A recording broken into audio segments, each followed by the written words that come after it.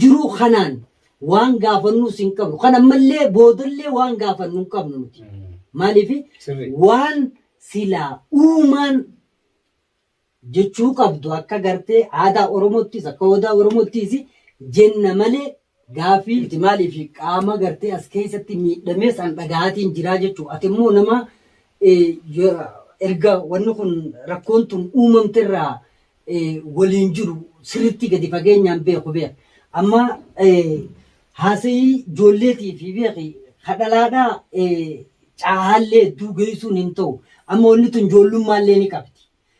Kana keessatti namni waa hubatu guddaan tokko sii beeka. Bakka tana keessa waan badeetu jira. Yeroo ijoolleen naan jettu immoo dhagayeetiin jira. Waan bade kana dura immoo sirreessinaati gama warra bar lubbuu namaatu rabbiin oolchee jira beeka. Gama kanatti deebina malee osoo kuufii ol kaafnee wanti isallee gaafa nama booda hin jiru kana naa qabadhu. Amma waan as keessa bade san ati takkarraa lamatti ni beekta.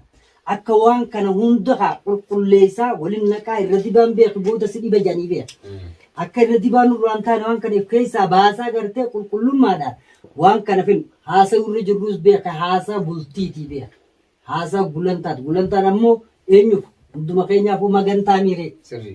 Kanaaf haasa'e kun dhumuuf girdiin keessaa dhumuu waan qabduuf rakkoon tun rakkoo waan dhaltee jirtuuf rakkoo tana quba qabdaati. Ammaas booda dubbiin tun si qabachuu ta'e akka laalee harkoo kanatti beeka. Osoo dubbiin tun gartee si sarkifattee sin qabanne waan keessa jirtuuf rakkoo dhalte rakkoo isii keessaa dura taakkan tagartee furuu qaban furaati gama taanitti deeman toltii miire. Kanaaf awwaaniin jararra ijoollee tanarraa hubadde as keessatti erga rakkoon uumamte rakkoon biraa dhalatu namnillee wal dhahu walillee madeessu akkasumatti warri gartee waan kana hedduun wal madeessu afaaniinis haa ta'u uleenis walitti buufaan dhagaa jira. Kana hoo ati quban qabdu kun osoo eessatti dhiifta hoo kana hoo? Kana akka tokko jira. Oduma gartee mucaa dhaames gartee wallaan hojjetu hadhaame kun Hamzii hojjama. Hamziidha. Sababni itti dhaamuu danda'es sababa gartee jaartuma arafeeti. Rakkuma tana jechuudha wanti ulee fide wanti dhaas fide. Rakkuma tana. Hayyee. Kanaafuu gartee isanis gartee jalaa rafne odoo wallaansarra jirruuti gartee isaas dhagguu dhaamee akkasii fuunee wallaannee jirra jechuudha. Gartee wallaansa geessinee takkaa jalaaf hin beenyu. Hayyee fayyee jiraare. Wayyaadhama. Dubbii tana inni keessa jira quba qaba maalirra dhaame inni? Dubbiin inni irra badiin inni irra dhaame maali? Badii gartee jaartii arafee gartee batise isinirra gartee haan irra haan dabateen gartee hannaa tukkanaa wajjin gartee mul'ateeni akkasitti gartee mucaa gartee isii barbaachara oduu deemanii gartee isaa fi kanallee barbaadu turan. Oduu barbaadu jiranii. Mucaan kun kami mucaa jechaan waliin addanuu gabaasaa dandeenye. Amme entertainment. Hayyee. Gartee. Hayyee. Akkasitti egaa gartee eegasii barreeru tilleeni gartee dura beeku ture. Akkasitti isa san bikka dalagatti itti dhaqanii Hilleetubii fi Hamzii dhaqanii. Maaliif itti dhaqan isaa maali badiin isaa? Isiitu habootaaf. Habuma waan taatuuf itti dhaqee jirri. Itti dhaqee bakka jirus bikka isiin jirtus ni beeyti. Ni beekam jaan. Hayyee. Saniif itti dhaqanii gartee yaa dalagaa gartee maallaqa kanarra si wayyaa garre jechuudhaan dalagaa biraa bootana dalagaa maal jettaame dalagaa biraa si garre hundeem jeni akkasitti egaa dalagaa maallaqa guddaa itti himnaa mucaan gartee magaalaa gartee akka biyyatana keessatti yoo gartee nama dirree baatee qabdu ta'e rakkoodha biyyatana keessatti saniif qaawuma ifumaaf gartee oduu gartee nama bal'atti qaawuma haa nagaas hin taanii akka nama dalagaa tanarra fooyyessuu gartee fideefitti dalagaa. Amma isaa yeroo tana keessa feeruusa barbaadu jiranii jechuun isii san barbaaduuf inni itti dhiyaatanii beeka jechuuf qabanii fi qaban sani akkasii addaan baasaa deemta. Akkasii haa dubbiin akkasii jirta sirran beeku waan ajaa'ibaa dubbiin gartee si galee jira. Akkasitti gartee isa kan dalagaa gartee yaaltu si garre jechuudhaan inni kun akkasitti isaan jala fiigaa dhufe anoggoo kanaan gartee feetii mana illee jira jechuudha. Jarri wal mari'ate makillee fi Hamzeedha. Hamzee kana. Akkasii wal mari'atanii hoggaa isaan gartee isa maallaqatti gartee dalagaa maallaqa guyyaa jira jennaan mucaanis gartee ni beektaa har'a ammaan gartee tujjaarama jechuun jala fiigaa dhufe akkasi fidanii asitti manatti itti mangaama yaada kee waan si finneef tanaaf tanaas gartee abooteetii gartee jaartiin haala feetii fi jettu quba qabdaa baasuu qabdaa. Baasuu baadha. Barbaada jiran jechuudha. Isi barbaadu jiran kan barbaadee keessa ciisa keessa. Haala ajaa'iba. Geessu nu geessuudha. Hangasitti gartee janiiti gartee jidduu kanaan ayyee gartee arafettillee dubbii tana himna laa booni jeesa amma ta'a tana gartee kun gartee jiraadha janii akkasitti dhiisan. Isa dhiisanii nutummaan gartee ati qabiraan janii na bira kaanii akkasitti guyyaa sadiitti isaanis gartee gaanis qoonqoof kana kanaan gartee garni jiraami gabbee gartee ulaatti qollofee dafee gartee dukkaana jira tukkuma gartee deebi'utti deebi'a. Mucaa sibira kaanii. Akkasitti qaaxiraan jeeftee gartee guyyaa sadii guutuu akkasitti qulfii gartee yaadni godhee asirraaf kaayee gartee sumaan gattiif jee eegaan nama miila diriirfatee nama du'ee bire namni jiru namni gartee ciise. Akkasitti mucaan qulfii fuudhee ulaa banee kutee akkasitti gaa mucaan san bahee. Hundee dubbii ilaal adda babaasaa deemu. Dubbii yoo addan babaafne akkana tahee akkas tahee jettee yoo ka dubbattu taate dubbii gulantaarra jirraa beeku dubbiin dubbii jabduudha. Rakkoo dhalte jechuun rakkoo beeka akka rakkoo biroo hin dhalle asitti goola buuf waan deemnuufi beeku wanni si qabu. Amma mucaan achitti ati itti cuftee sibira dhiisanii deeman kun kame mucaan kun akka addatti namaa bahu.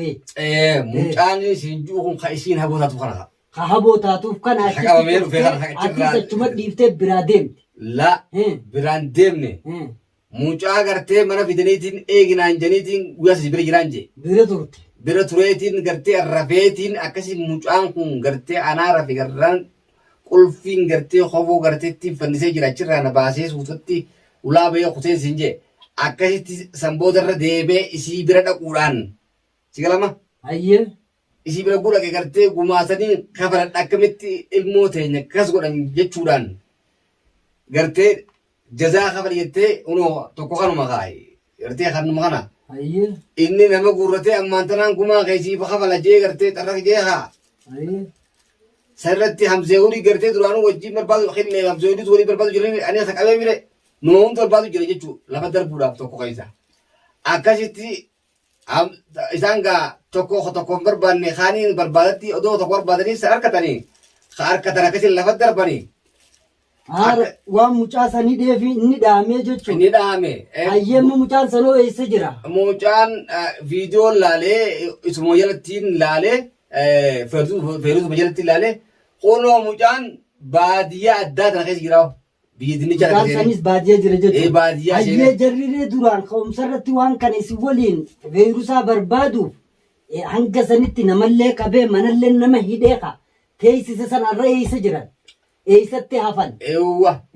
Yaaboo dhugaa tokko gartee hamzeeru kadhaame taakkaji. Haaf immoo khillee tubi. Khilleen ammoo agartee gaa adeemsuma keessatti gartee adeemsi gartee eefiifuu jaartii isaatutu gartee akka malee jira. Jaartiin isaa gartee waan ni hojii jirti deeggarsa gartee bakka karaa ishiin deemtu karaa gartee feeruzaan deemtu san ni jaalattiin. Ni feetiin harka dha'u jirtiif harka. Amma gaa dubbii jabduudha haasa'u jira dubbii gulantaatii beeka. Killee sanis nu dhiyeessuudha qabda. Qoosaan bakka tana keessa hin jiru beeka. Yoo kanatti irra diddibna jenne rakkoo seenuu deema. Hamzaasi fayyee jira kaya Hamzaa dhaamii jettaniisa. Hamzaan kun fayyee jira. La wayyaadha ma wayyaadha. Wayyaadha. Jidduu tana dhiyoo tana. Isallee nu dhiyeessuu qabda warra dubbii tana keessa jiru. Dura isaan kanallee nuuf fiduu qabdaa jechuudhaati. Maaliif beektaa? Dubbiin teetichi afaartii qabee. Kana jidduu gartee adeemsa gartee jaartii arafee barbaaduu gartee kanuma gaamana keenuu fideessan. Kana gartee. Kanarra jirra dhiyoo tana. Isa sanallee gartee wayyooyitee akkami jennellee gartee haa maaliif beektaa? Anga dhiyoo tana malee ilaallee jechuu kiyyaa beektaa. Suma daameessanuu akka jiru quban qabdanii jechuudha. Akkamitti maaliif kun ta'uu dandeellee jechuun yoo jettee. Waanni kun ta'eef gulantaa namaas barbaada dhufne mana kee kana gulantaa barbaada kana jirra akkasitti dhufnee kana arguudhaan kanarratti waanni kanarratti hafnee jirruufin san jidduu dagannee wayyaa jechuun wayyaa himas. Amma naa hobbaye naa galatoomne waan isin juu gabaabdumatti wanti haasa'uu deemnu gulantaadha. Dubbiin tun dubbii ani kophaati jetti fixuu danda'uu miti beek. Haalaan dubbiini ija beek ijarratti maal godhan wallaanan jaan. Dubbii warra keessa beekuu waliini fixan malee kophatti waan ati natti himtu qofaanii miti. Qaamni kun hundi as keessa jiraa miti isaan kan hundanaa dhiyeessi. Dubbii isaatis taaftees san booda itti deemna waan kana hundaa'uu jechuudha. Hayyee. Jarrisan naa dhiyeessuu qabdee warra waan kana keessa waliin turtan hunda maaliif jennaan nu beeki yoo arraan tana akkana wal dhiifne buru waa sirreeffattuu nu dhibaa beeka akka Oromootti.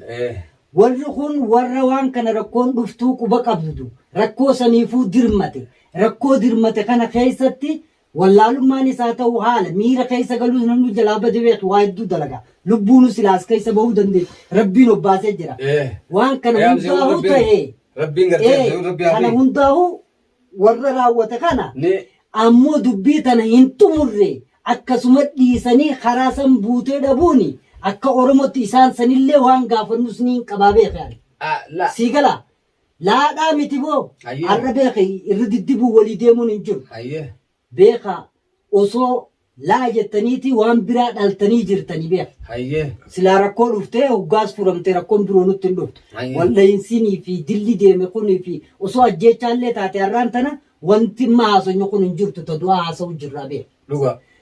Jarri kun waan kanatti dirmateeti dhufeewu miti dirmachuu san bakka itti dhiisan yoo isaan jallina qabaatanis isaan nu dhufu qaban ammaas isaan warra dubbii tana keessa beekan waan isaan irraa dheessanis gaafachuu qabna isaan waliin dhimma hafe kaan fixuu qabna isaan dafii nu dhiyeessiin je warra waliin turtan nu dhiyeessi. Hamzeewu niyyaama. San booda haasa waliin qabnaatu atuu rakkoo qabna.